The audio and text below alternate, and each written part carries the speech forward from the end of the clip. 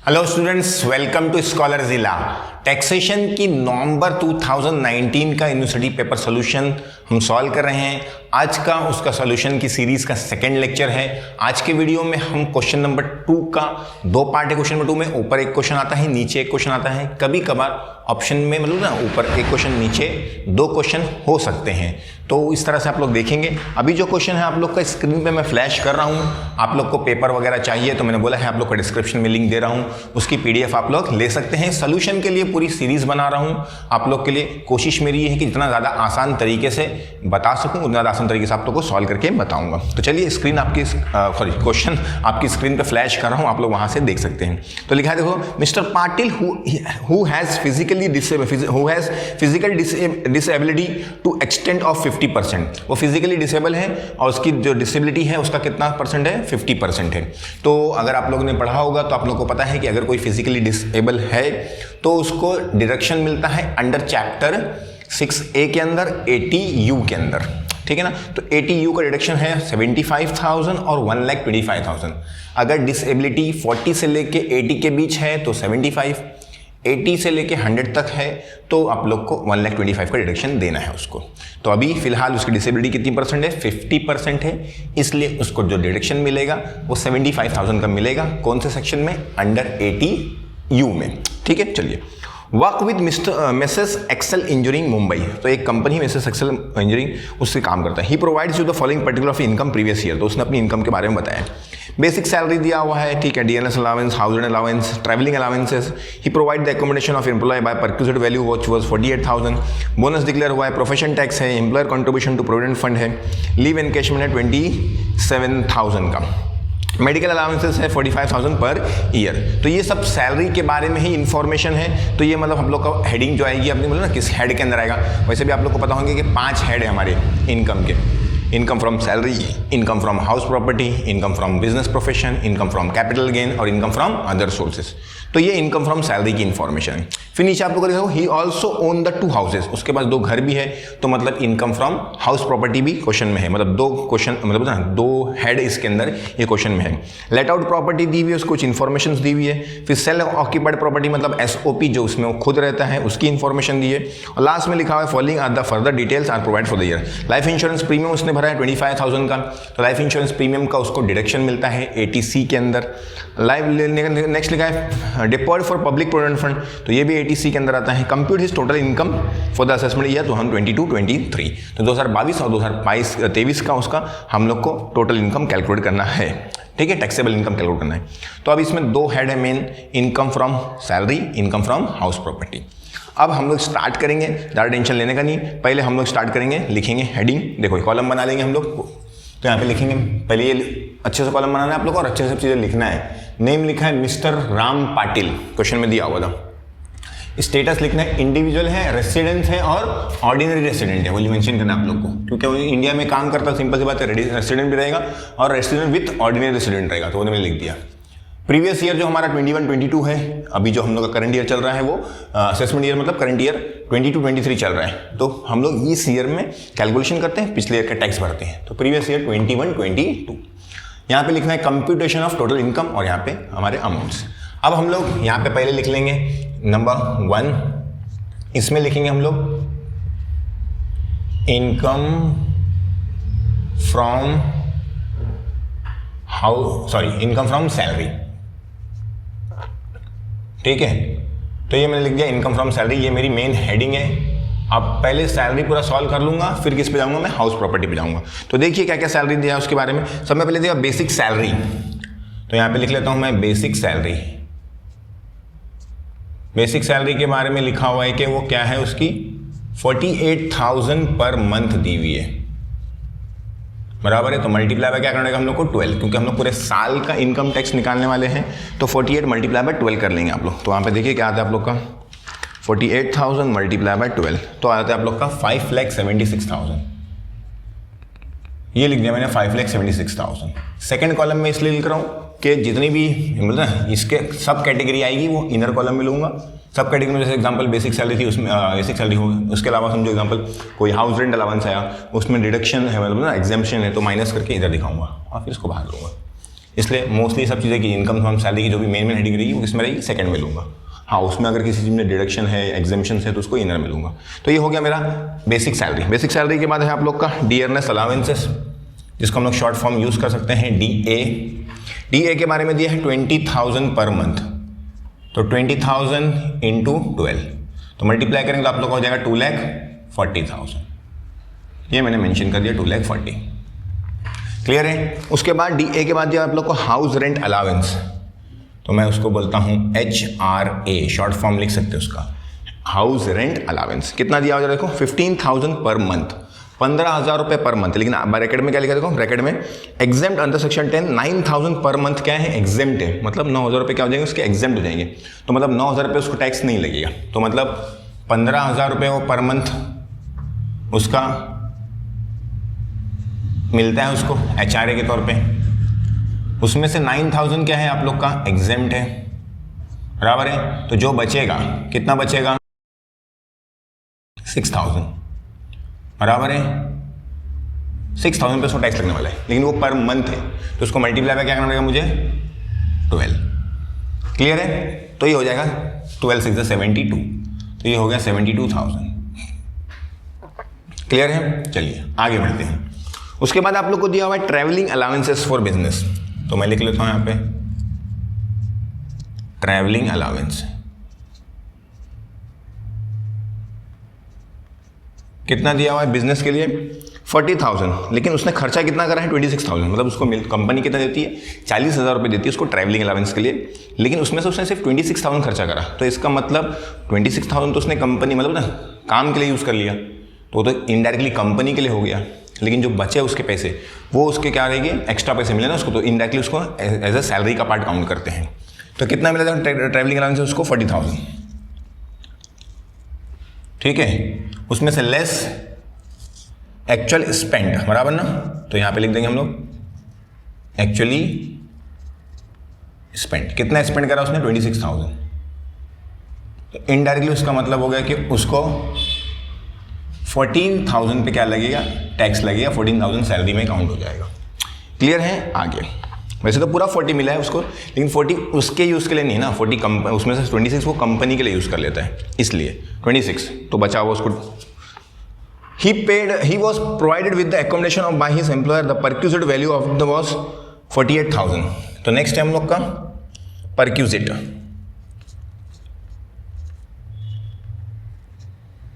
Perquisites कितना जरा देखिए उसका, आप लोग का वहां पे होगा परक्यूजिट्स की वैल्यू 48,000। और परक्यूजिट्स क्या होता है उसके बारे में आप लोग को मैंने पिछले लेक्चर में बताया है। पिछले लेक्चर मतलब जो मेरा इंट्रोडक्शन लेक्चर, इसके पहले का जो लेक्चर जिसमें हम लोगों ने ऑब्जेक्टिव सॉल्व किए, तो उसमें से आप लोग देख सकते हैं। आगे लिखा हुआ है 48,000 परक्यूजिट्स हो गया। उसके बाद आप लोग को लिखा हुआ है बोनस। तो बोनस कितना दिया हुआ है, बोनस भी सैलरी का पार्ट होता है, तो हम लोग देखेंगे उसमें कितना लिखा है 18,000। कुछ मंथ वगैरह नहीं दिया तो मैं मल्टीप्लाई नहीं कर रहा हूँ, डायरेक्टली लिख दे रहा हूँ। यहाँ पे मंथ दिया तो मैंने मल्टीप्लाई किया था इसलिए। आगे लिखा हुआ है प्रोफेशन टैक्स। तो प्रोफेशन टैक्स का डिडक्शन मिलता है किसमें, अंडर सेक्शन 24। ठीक है ना, मतलब ये सैलरी के अंदर एक सेक्शन होता है अंडर सेक्शन 24, उसके अंदर उसको डिडक्शन मिलता है। आगे लिखा हुआ है employees contribution to provident fund. Employees contribution to provident fund मतलब एम्प्लॉय जो है, एम्प्लॉय मतलब वर्कर, वो क्या करता है, कंट्रीब्यूट करता है पीएफ के लिए। तो सिंपल सी बात है, उसका भी क्या मिलेगा, उसको डिडक्शंस मिलेगा। किस में मिलता है वो डिडक्शन, अंडर चैप्टर 6A में 80C के अंदर, तो बाद में आएगा। आगे लिखते हैं लीव एनकैशमेंट। लीव एनकैशमेंट मतलब क्या होता है कि अगर समझो एग्जाम्पल मुझे साल भर में 30 छुट्टी मिलती है और 30 छुट्टी मैंने नहीं लिया और उसको मैं क्या कर सकता हूँ, बाद में एनकैश करा सकता हूँ। मतलब और कंपनी को बोलूँगा ये लीव ले लो, आगे मतलब ना कैरी फॉरवर्ड होती है वो लीव्स, अगले साल भी जमा हो जाएगी। तो मैं बोलूँगा कंपनी को लीव ले लो मेरी और मुझे क्या दे दो, उसके बदले कैश दे दो। तो उसी को बोलते हैं लीव एनकैशमेंट। तो वहाँ पे लिखा है देखो, लीव एनकैशमेंट भी सैलरी का पार्ट में काउंट किया जाता है। लीव एनकैशमेंट कितना है, लीव एनकैशमेंट आप लोग का अमाउंट जो दिया हुआ है 27,000। तो यहाँ पे लिख देता हूँ मैं 27,000। ये हो गया आप लोग का लीव एनकैशमेंट। उसके बाद लिखा है मेडिकल अलाउंसेस 45,000 पर ईयर। तो मेडिकल अलाउंसेस भी आप लोग को अगर मिलता है तो वो भी आप लोग का सैलरी का पार्ट रहेगा। मेडिकल अलाउंसेस पहले इसके अंदर लिमिट थी, गवर्नमेंट इसको मतलब ना इस पर डिडक्शन देती थी, लेकिन अब बंद हो गया इसका। मेडिकल अलाउंसेस 45,000 पर ईयर, तो डायरेक्टली मैं लिख दूँगा 45,000 पर ईयर। अगर मंथ होता तो मल्टीप्लाई करके लिखना पड़ता था। ये हो गया, मुझे सैलरी फिनिश हो गया। तो इनकम फ्रॉम सैलरी मेरी क्या हो गई, लगभग सारी चीज़ें क्या हो गई, फिनिश हो गई। अब मैं क्या कर लेता हूँ, इनका टोटल कर लेता हूँ। अब इनका टोटल करूँगा तो देखिए इनका टोटल कितना आता है, ज़रा देख लीजिए। आप लोग कैलकुलेटर यूज़ कीजिए, आप लोग को सब चीज़ें दी हुई है, तो देख लीजिए कितना आता है इसका टोटल। तो 10,40,000 आ गया आप लोग का। कितना आ गया, 10,40,000 बराबर है। तो इसको हम लोग लिख देंगे ग्रॉस सैलरी। क्या लिख देंगे, ग्रॉस सैलरी। कितना आ गया, 10,40,000। तो ग्रॉस सैलरी आने के बाद लेस आता है उसके अंदर डिडक्शंस।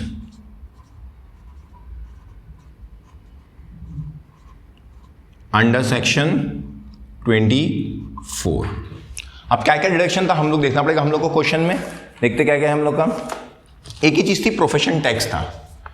वैसे इसमें 3 चीज़ आती हैं यार, 3 चीज़ आती है। पहला मैं आप लोग को याद करा देता हूँ ताकि आप लोग को दिमाग में रहे कि 3 चीज़ें ही मोस्टली इस डिडक्शन में आती है। किसमें, सैलरी के अंदर डिडक्शन अलग है और टोटल इनकम पे डिडक्शन अलग है। ठीक है ना, याद रखना। उसको अंडर चैप्टर 6A बोलते हैं, टोटल इनकम। मतलब ना सारी अलग अलग हेड्स की इनकम को प्लस करने के बाद जो डिडक्शन है उसको अंडर चैप्टर 6A बोलते हैं। सैलरी के अंदर डिडक्शन अलग से है, उसको बोलते हैं अंडर सेक्शन 24। तो देखिए उसमें सबसे पहले है आप लोग का स्टैंडर्ड डिडक्शन। स्टैंडर्ड डिडक्शन ये डायरेक्टली फ्लैट है। फ्लैट मतलब कितना कम है उससे मतलब नहीं। आप लोग को स्टैंडर्ड डिडक्शन जब भी आप लिखेंगे उसके अंदर इसको 50,000 लेंगे। कितना लेंगे, 50,000। ये फिक्स्ड है, ये अमाउंट कम ज़्यादा नहीं होगी। फिक्स 50,000 फिक्स है। स्टैंडर्ड डिडक्शन आप लोग को सैलरी में से 50,000 मिलेगा हमेशा।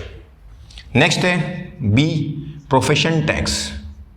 अब प्रोफेशन टैक्स क्वेश्चन में दिया हुआ है, कितना दिया हुआ जरा देखिए, 2,500। तो यहाँ पे लिख लेते हैं हम लोग 2,500। प्रोफेशन टैक्स पेड दिया हुआ है। हाँ, अगर एम्प्लॉयर पे करेगा, एम्प्लॉयर मतलब कंपनी पे करेगी उसके बदले, तो फिर ऐड भी करेंगे और लेस भी करेंगे। हाँ याद रखना, अभी सिर्फ लेस उसने पे करा है, लिखा है वहाँ पे प्रोफेशन टैक्सेस पेड हो गया। थर्ड रहता है हम लोग का एंटरटेनमेंट अलाउंसेस। वो सिर्फ गवर्नमेंट एम्प्लॉय के केस में माइनस होता है। वो भी उसमें स्टेप पे के 3 चीज़ें होगी, वो बात की बात है, क्योंकि सारी चीज़ें अभी हम लोग नहीं करेंगे। क्वेश्चन जैसा है वैसा करेंगे। तो 3 चीज़ें याद रख लेना कि स्टैंडर्ड डिडक्शन आता है 50, प्रोफेशन टैक्स अगर क्वेश्चन में दिया है तो आएगा, और लास्ट में C नंबर पे अगर गवर्नमेंट एम्प्लॉय है तो एंटरटेनमेंट अलाउंसेस भी आएगा। क्लियर है। तो ये हो गया हम लोग का डिडक्शन। दोनों टोटल कर लेंगे तो हो जाएगा 52,500। ये आप लोग को इसमें से क्या करना है, माइनस करना है। तो इसको जब माइनस करेंगे आप लोग तो 10 लाख कितना है, ये 40,000 कैलकुलेटर में था मेरे पास पहले से। 10,40,000 माइनस 52,500 तो आ गया आप लोग का 9,87,500। क्लियर है। तो ये जो आ गया आप लोग का नेट टैक्सेबल सैलरी आ गई। क्या आ गई, नेट टैक्सेबल सैलरी आ गया आपका। क्लियर है। ये आप लोग की एक चीज फिनिश हो गई। अब सेकंड नंबर पे आएंगे हम लोग। सेकंड नंबर पे आएंगे तो मिलेगा हम लोग को income from house property.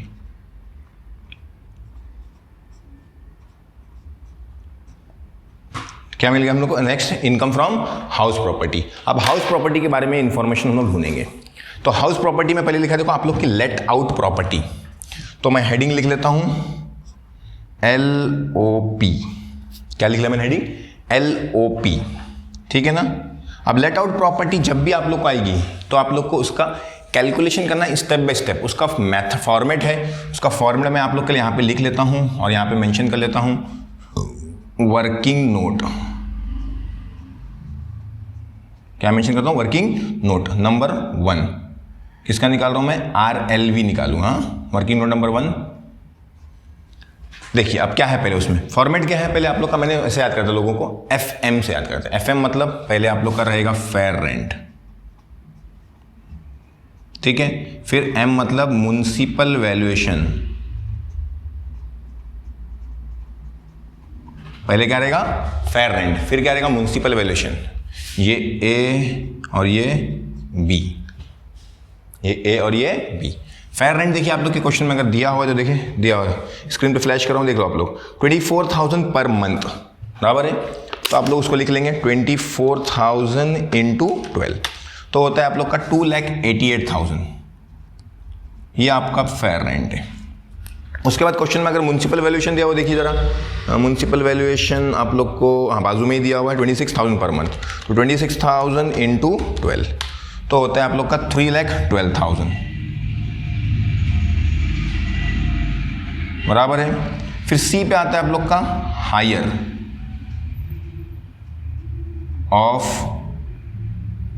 Of A and B, ये ए और बी का जो क्या रहेगा हायर मतलब जो ज़्यादा रहेगा वो लेना है, दोनों का ज़्यादा क्या है 3,12,000, ये थर्ड स्टेप हम लोग का। पहले क्या लिखना है आप लोग को फेयर रेंट, फिर क्या लिखना है म्युनिसिपल वैल्यूएशन, फिर दोनों में से जो ज़्यादा रहेगा वो आप लोग को ले लेना है थर्ड नंबर पे, सी नंबर पे। फिर डी जो रहेगा आप लोग का एफ एम हो गया फेयर रेंट म्युनिसिपल वैल्यूएशन, और उसके बाद रहता है आप लोग का स्टैंडर्ड रेंट, क्या रहता है स्टैंडर्ड रेंट। अब क्वेश्चन में स्टैंडर्ड रेंट दिया है, जरा देखिए पूरा क्वेश्चन पढ़ लो। Fair rent municipal valuation, actual rent, municipal taxes borne by tenant, interest on housing loan, नहीं कुछ भी नहीं है। तो इसका मतलब ये आप लोग का नॉट एप्लीकेबल, मतलब ये दिया हुआ नहीं है। जो ई नंबर पर रहता है lower of C and D, C और डी का लोअर। अब लेकिन ये तो अवेलेबल ही नहीं है, तो उसी को हम लोग कंसिडर कर लेंगे लोअर। हाँ, बहुत लोग दिमाग लगा कि इसको लोअर ले लेंगे, इसको नहीं लेने का क्योंकि वो एप्लीकेबल ही नहीं है, तो इसी को हम लोग ले लेंगे 3,12,000, दोनों में से कम रहेगा उसको लेना है आप लोग को। तो ये जो आ गया आप लोग का, इसी को बोलते हैं हम लोग RLV, रीजनेबल लेटेबल वैल्यू, क्या बोलते हैं इसको RLV। फिर ये हो गया हम लोग का नंबर 1 कंप्लीट, RLV आ गया हम लोग का, ये इसको हम लोग चाहिए तो आप लोग लिख सकते हैं कैपिटल A, RLV आ गई आपकी। फिर बी नंबर पर रहता है आप लोग का रेंट, एक्चुअल रेंट, क्या रहता है आप लोग का एक्चुअल रेंट, मतलब एक्चुअल में आप लोग को कितना रेंट मिला। ये तो सिर्फ फेयर रेंट है, बोला ना अंदाज, बोला ना इतना होना चाहिए, म्युनिसिपल वैल्यूएशन के हिसाब से कितना है, स्टैंडर्ड रेंट कितना रहता है, वो सब के हिसाब से कैलकुलेशन है। लेकिन एक्चुअल आप लोग को रेंट कितना मिलता है आप लोग को क्वेश्चन में दे रहे हो। Actual rent received 28,000 per month, तो 28,000 मल्टीप्लाई बाय 12 तो होता है आप लोग का 3,36,000, 3,36,000, ठीक है। फिर क्या करना है आप लोग को, जब आप लोग का अब आएगा आप लोग का GAV, ग्रॉस एनुअल वैल्यू, वो कैसा आता है higher of A and B, capital A and B, हाँ कैपिटल मतलब ये वाला वैल्यू और ये B एक्चुअल एंड वाला, दोनों में से हायर जो रहेगा वो हम लोग का आंसर रहेगा। दोनों में से हायर कौन सा है 3,36,000, तो ये GAV आपका आ गया, कितना आ गया 3,36,000। कैसा आया, पहले आप लोग को FM मतलब फेयर रेंट म्युनिसिपल वैल्यूएशन दोनों लिख दिए, दोनों में से हायर लेना है, हायर ले तो कितना हो गया 3,12,000। फिर आप लोग को लिखना है स्टैंडर्ड रेट, क्वेश्चन में स्टैंडर्ड रेट एप्लीकेबल नहीं था, मतलब दिया हुआ नहीं था, तो हमने दोनों फिर नेक्स्ट स्टेप क्या है लोअर, ई में क्या लिखना है आप लोग को लोअर लिखना है, दोनों का लोअर, ये एप्लीकेबल ही नहीं है तो यही लोअर हो गया। ये लास्ट जो आंसर आएगा इसको हम लोग क्या बोलते हैं RLV, रीजनेबल लेटेबल वैल्यू। फिर उसके बाद लिखते हैं हम लोग एक्चुअल रेंट, एक्चुअल मतलब कितना रेंट आप लोग को मिला है, तो रेंट रिसीव्ड आप लोग को था 28,000 पर मंथ शायद, हाँ 20,000, तो मल्टीप्लाई करते हम लोग आ गया 3,36,000। फिर दोनों में से क्या लेना है हायर लेना है, वही हमारा बन जाएगा GAV। तो यहाँ पे क्वेश्चन में हम लोग पहले क्या लिखते हैं GAV, ग्रॉस एनुअल वैल्यू, क्या बोलते हैं इसको हम लोग ग्रॉस एनुअल वैल्यू, याद रखना आप लोग। हाँ, तो ग्रॉस एनुअल वैल्यू आने के बाद हम लोग माइनस करते हैं लेस म्युनिसिपल टैक्स। तो GAV पहले मैं लिख लेता हूँ, कितना है GAV आप लोग की लिख लीजिए जरा, देखिए आप लोग की GAV थी 3,36,000, ये जो आपका आंसर है ये आपका GAV है, तो मैंने वहाँ पे लिख दिया 3,36,000 less municipal tax. Municipal tax जब लेस करेंगे हम लोग तो हम लोग को मिलेगा NAV, क्या मिलेगा NAV, नेट एनुअल वैल्यू। तो NAV कैसा मिलता है म्युनिसिपल टैक्स माइनस करने के बाद, लेकिन याद रखा म्युनिसिपल टैक्स अगर ओनर खुद पे करेगा तब उसको उसका माइनस होगा GAV में से, अदरवाइज माइनस नहीं होगा। लेकिन क्वेश्चन में मेंशन किया था म्युनिसिपल टैक्स दिया हुआ है, एकदम क्लियरली मेंशन करें म्युनिसिपल टैक्सेस 30,000, लेकिन paid and borne by tenant, इसका पे भी उसने किया और बोन बाय उसका खर्चा भी किसने उठाया, टेनेंट नहीं उठाया, तो इसका रिडक्शन मिलने वाला नहीं है। चाहिए तो यहाँ पे मेंशन कर दो पेड बाय टेनेंट। टेनेंट ने भरा तो डिडक्शन नहीं मिलेगा, तो यही क्या बन जाएगा आप लोग का NAV, सेम रहेगा, बराबर है। NAV आने के बाद अब बाकी की चीज़ें मैं यहाँ पे करता हूँ आप लोग के लिए, वर्किंग कॉलम बना लेता हूँ पहले यहाँ पे बाकी के। चलिए कॉलम बना लिया मैंने, अब यहाँ पे हम लोग सॉल्व करते हैं उसको। पहले आप लोग को दिया हुआ है NAV, NAV आ गया आप लोग का, कैसे आया, GAV निकाले हम लोगों ने, GAV के लिए कैलकुलेशन लिखे तो यहाँ पे मेंशन भी कर लो कि वर्किंग नोट नंबर हमने क्या करे उसके लिए सॉल्व किए 1 नंबर, ताकि उसको समझ आए कि GAV हम लोगों ने यहाँ से निकाल के लाए।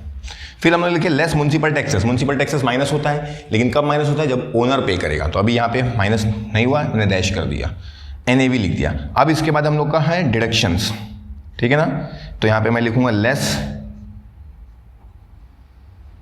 डिडक्शंस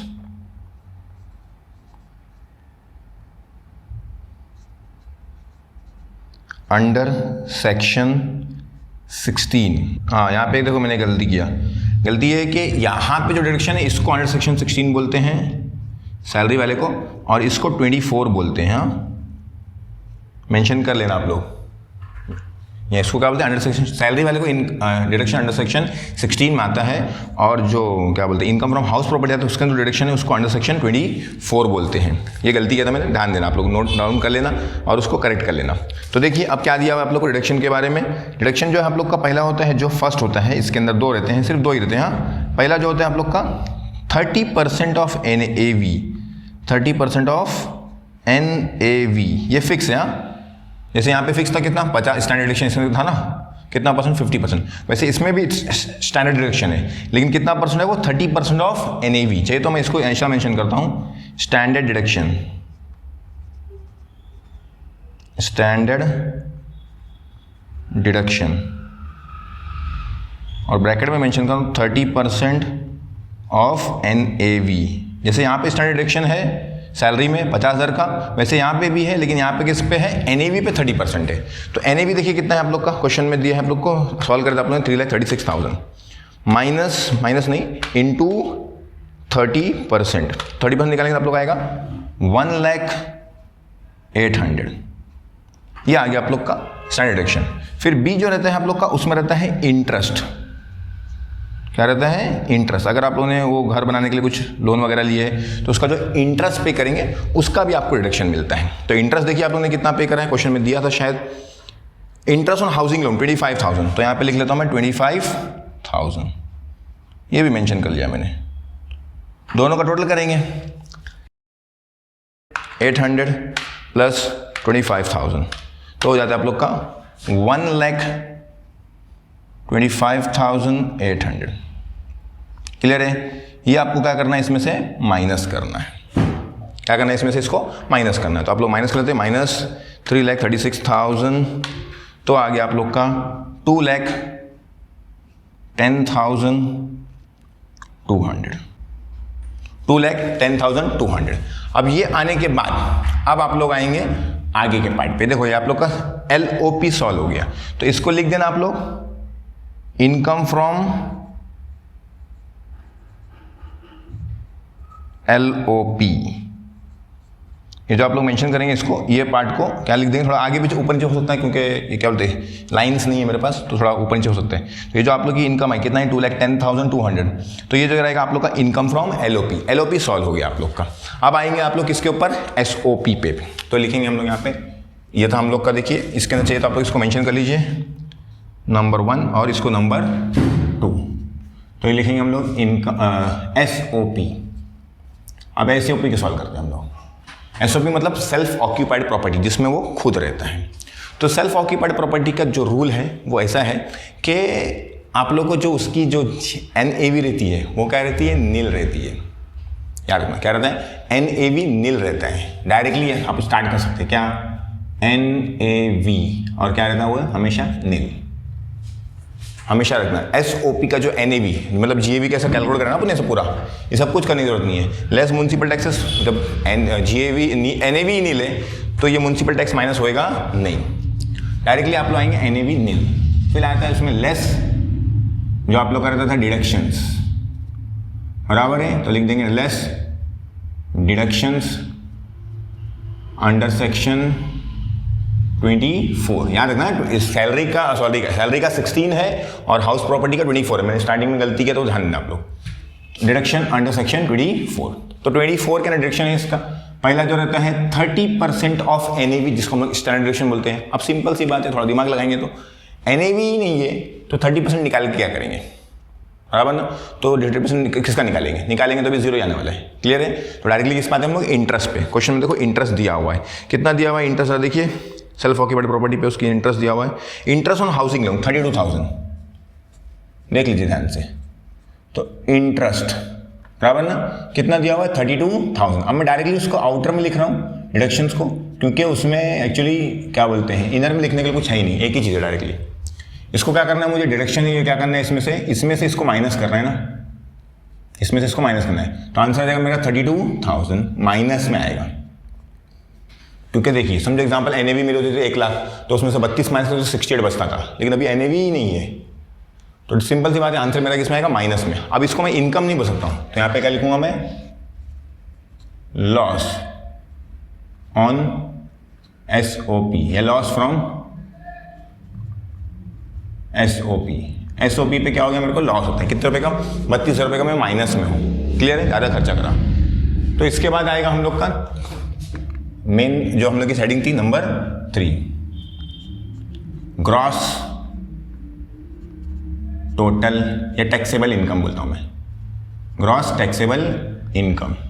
ग्रॉस टैक्सेबल इनकम में जितने भी इनकम हेड्स थे हम लोग सबको क्या करना रहता है, प्लस करना रहता है। तो देखिए सब में पहले क्या हम लोग का 9,87,000, क्योंकि ये इनकम फ्रॉम सैलरी है। तो 9,87,000 प्लस 2,10,200 प्लस नहीं, ये माइनस है, तो माइनस कितना है 32,000। तो आता है आप लोग का 11,65,200। तो ये हो गया आप लोग का, क्या आ गया, ग्रॉस टैक्सेबल इनकम। कैसे आया, जो आप लोग की मेन 2 हेड थे, क्या क्या था, इनकम फ्रॉम सैलरी और income from house property. Income from salary का पूरा टोटल इनकम कितना था, टोटल टैक्स मतलब नेट टैक्सेबल सैलरी कितनी थी आप लोग की, 9,87,500। फिर आप लोग के इनकम फ्रॉम हाउस प्रॉपर्टी के अंदर 2 पार्ट थे, एलओपी भी था और एसओपी भी था।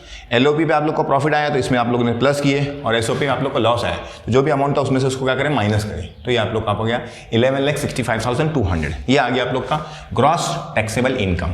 अब इसमें नंबर 4 आएगा आप लोग का, इसको हम लोग बोलते हैं लेस, वो भी डिडक्शंस होते हैं, डिडक्शंस अंडर चैप्टर 6A, ठीक है ना। जो टोटल इनकम आने के बाद या टैक्स ग्रॉस टैक्सेबल इनकम आने का, टोटल इनकम आने के बाद मतलब जितनी भी हेड्स की इनकम सबको प्लस करने के बाद जो भी इनकम आएगी उसमें से फिर डिडक्शन और एक मेन डिडक्शन जिसको हम बोलते हैं अंडर चैप्टर 6A।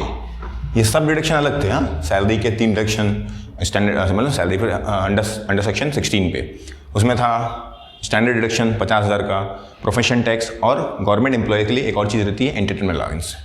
वैसे ही इनकम फ्रॉम हाउस प्रॉपर्टी में अंडर सेक्शन 24 है डिडक्शन, उसमें 2 ही है, 30% ऑफ एनएवी जो स्टैंडर्ड डिडक्शन होता है, और दूसरा है आप लोग का इंटरेस्ट, तो वो होता है। लेकिन फिर सब सारी हेड्स प्लस करने वाले जितनी भी हेड्स है, अभी इसमें 2 ही दिया हुआ है, इनकम फ्रॉम हाउस प्रॉपर्टी और इनकम फ्रॉम सैलरी। समझो example income from other source भी होता है उसके पास, तो सबको प्लस करने के बाद जो इनकम आएगी उसको हम बोलते हैं ग्रॉस टैक्सेबल इनकम या ग्रॉस टोटल इनकम बोलते हैं। फिर उसमें से डिडक्शन मिलता है main deduction under chapter 6A। अब इसमें ATC, ATCCC, बराबर ना, ATD, ATTTA, ATTTAB, तो बहुत सारे, ATU, बराबर ना, ATE, तो बहुत सारे। लेकिन वो आप लोग को फॉर्मेट अगर पता होगा तो आप लोग को पता होगा, लेकिन अभी जो क्वेश्चन में है वो मैं खाली उतने लिख लेता हूँ आप लोग के लिए, वो स्क्रीन पे आप लोग के लिए फ्लैश कर लेता हूँ, बराबर है। तो देखिए कौन कौन सा डिडक्शन था हम लोग को इसके अंदर। पहले था हम लोग का ATC के अंदर, अंडर सेक्शन ATC, बराबर है। ATC में हम लोग को 3 डिडक्शन दिए हुए थे। पहले था हम लोग का कंट्रीब्यूशन टू PPF, बराबर है। तो देखो अगर आप कंट्रीब्यूशन करते हो PPF में तो उसके आप लोग को डिडक्शन मिलेगा। तो कितना है देखिए कंट्रीब्यूशन टू PPF आप लोग का 12,000, बराबर है। उसके बाद आप लोग का था लाइफ इंश्योरेंस प्रीमियम क्वेश्चन में, तो उसको मैं लिख लेता हूं लाइफ इंश्योरेंस प्रीमियम। क्वेश्चन में सब मेंशन थे आप लोग के, कितना हजार देखिए उसका, लाइफ इंश्योरेंस 25,000 to 25,000, बराबर है। उसके बाद आप लोग को एक और चीज थी जिसमें आप लोग का नाम था वो कंट्रीब्यूशन टू पीएफ।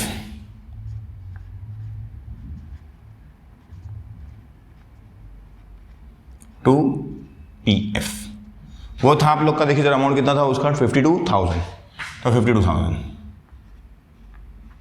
ये हो गया आप लोग का। 3 डिडक्शन अंडर 80C में थे। फिर आप लोग का 80, मैंने स्टार्टिंग में बताया था आप लोग को 80U भी है। 80U मतलब अगर फिजिकल कोई हैंडीकैप है तो उसको हम लोग को कितना मिलता है, 75,000 मिलता है। उसमें रेंज है 40% से लेके 80% के बीच में उसकी डिसेबिलिटी है उसकी, तो उसको 75,000। 80 से लेके 100 के बीच में है तो 1,25,000। इसकी डिसेबिलिटी थी 50%, मतलब उसको हम लोग को क्या मिलेगा, लिख देते हम लोग फिजिकली डिसेबल, बराबर ना, या हैंडीकैप भी लिख सकते हैं आप लोग। तो कितना है उसका 75,000। यहाँ पे चाहिए तो मेंशन कर लो कितना परसेंट है वो, 50% है। तो ये हो गया आप लोग का चारों डिडक्शन हो गए मेन। चलिए, तो ये हो गया आप लोग का डिडक्शंस हो गए। देखिए आपके क्वेश्चन में मेंशन था सबके सब कंट्रीब्यूशन टू पीपीएफ, इसने पब्लिक प्रोविडेंट फंड में पैसे कंट्रीब्यूट किया था 12,000, तो 80C में मिलता है। लाइफ इंश्योरेंस प्रीमियम अगर उसने भरा है तो उसको भी 80C में मिलता है 25,000। कंट्रीब्यूशन टू पीएफ भी किया था उसने, एम्प्लॉयज कंट्रीब्यूशन टू पीएफ था, देखो वहाँ पे हम लोग पढ़े थे, तो वो 52,000 था। फिर लास्ट में है 75, तो सबको टोटल कर लेते हम लोग। टोटल करेंगे सबका तो आ जाता है आप लोग का अमाउंट, देख लीजिए जरा, 12,000 plus 25,000 plus 52,000, 52 plus 12 plus 25 plus 75, तो हो गया आप लोग का 1,64,000। 1,64,000 ये आ गया आप लोग का डिडक्शन अंडर चैप्टर 6A। अब इसमें से माइनस करना है आप लोग को, क्योंकि डिडक्शन है तो ये आप लोग की ग्रॉस टैक्सेबल इनकम है, उसमें से माइनस करेंगे तो ग्रॉस नेट टैक्सेबल इनकम आ जाएगी आप लोग की। कितनी जरा देखिए, 11,65,200। तो आ गया आप लोग का 10,01,200। ये आ गया आप लोग का नंबर 5, इसको हम लोग बोलेंगे नेट टैक्सेबल इनकम। तो देखिए यहाँ पे थोड़ा सा मिस्टेक हो गया था शायद अमाउंट में। यहाँ पे 500 है, 9,875, फिर ये है 2,1,200, फिर लास्ट में था आप लोग का -32,000, तो ये था आप लोग का 11,56,700 है। यहाँ पे मैंने ये 500 खा गया हूँ, दोनों प्लस करें तो 700 होता है, तो यहाँ पे 700 है, तो उसमें से ये माइनस करें तो कितना बचेगा आप लोग का 700, तो 10,01,700 ये आप लोग का हो गया नेट टैक्सेबल इनकम। ध्यान देना यहाँ पे ये यहाँ के टोटल में मिस्टेक है, तो ये टोटल आप लोग बराबर से करना, तो आप लोग का बराबर आ जाएगा 10,01,700। तो ये हो गया आप लोग का नेट टैक्सेबल इनकम। तो ये हो गया आप लोग का क्वेश्चन सॉल्व। क्वेश्चन काफ़ी बड़ा है लेकिन 20 मार्क्स का है, इजी बहुत होता है, लेकिन आप लोग को अगर बोलना है स्टेप बाय स्टेप प्रैक्टिस करोगे तो आप लोग को इजी लगेगा। 3 साल के पेपर अच्छे से सॉल्व कर लीजिए, जो मैं बता रहा हूँ थोड़ा ध्यान दीजिए, और अगर आप लोगों ने एक्स्ट्रा पढ़ाई किए होगे टॉपिक्स को लेके तो आप लोग को बहुत ईजी लगेगा। ईजी बहुत है, कुछ चीज़ें जो एकदम बेसिक है, जैसे सैलरी का बहुत सिंपल था, फटाफट हो गया। हाउस प्रॉपर्टी भी बहुत सिंपल है, लेकिन कुछ चीज़ें जो हम लोग बेसिकली कुछ ना कुछ तो कर सकते हो, तो अगर आप लोग उसको ध्यान दोगे, प्रैक्टिस करोगे, थोड़ा बोलते ना आपको कॉन्फिडेंस रखोगे, तो इंशाल्लाह उम्मीद है कि पेपर अच्छे से जाएंगे। और मेरी कोशिश ये है कि ज़्यादा से ज़्यादा वीडियो पोस्ट करूँ आप लोग के आगे के क्वेश्चन के। अभी आगे जो क्वेश्चन है, क्वेश्चन नंबर 2 के ऑप्शन में 2 क्वेश्चन और आए हैं, मतलब कभी कभी तो एक ही क्वेश्चन आता है, अभी 2 आए हैं, एक फ्रॉम इनकम फ्रॉम सैलरी है, दूसरा इनकम फ्रॉम हाउस प्रॉपर्टी है। तो दोनों करना पड़ेगा आप लोग को, या तो ये करना पड़ेगा, ये 20 मार्क्स का, वो दोनों 10 मार्क्स के, या तो वो दोनों करो या तो ये एक करो, ठीक है। तो वीडियो देखना आप लोग का बहुत बहुत शुक्रिया। मिलते हैं अगले वीडियो में अगला क्वेश्चन लेके। Thank you very much.